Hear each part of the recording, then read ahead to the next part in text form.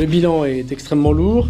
Il y a 24 gendarmes blessés, 23 en urgence relative, 1 en urgence absolue.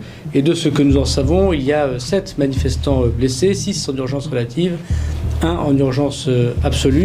Ce n'est pas moins de 200 blessés que nous recevons, d'autres continuent à arriver. Parmi eux, une quarantaine de personnes ont des plaies profondes et des éclats surtout au niveau des jambes et du visage.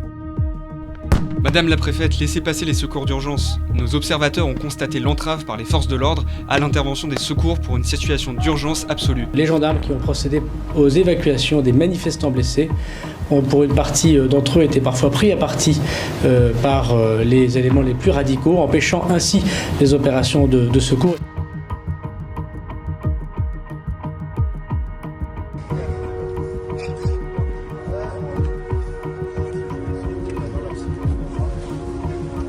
On a dénombré 200 personnes blessées du côté des manifestants. 7 manifestants blessés. Voilà, donc il y a des gens qui se présentent encore dans les hôpitaux et notamment à l'hôpital de Poitiers, mais j'ai pas d'autres bilans.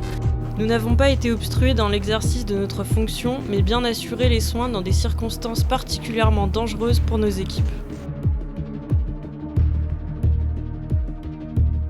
Vous avez interdiction d'intervenir, vous confirmez que vous avez interdiction d'intervenir, alors vous avez... On n'a pas d'autorisation d'envoyer des secours sur place parce que vous êtes considéré comme étant dangereux sur place. Je trouve que c'est une insulte de dire qu'il y ait eu un blocage fait sciemment. Il n'est pas surprenant que si les conditions de sécurité n'étaient pas réunies, les forces de l'ordre aient pu, pour certaines géolocalisations et dans certaines périodes de temps, indiquer qu'un envoi d'ambulance n'était pas possible dans l'immédiat.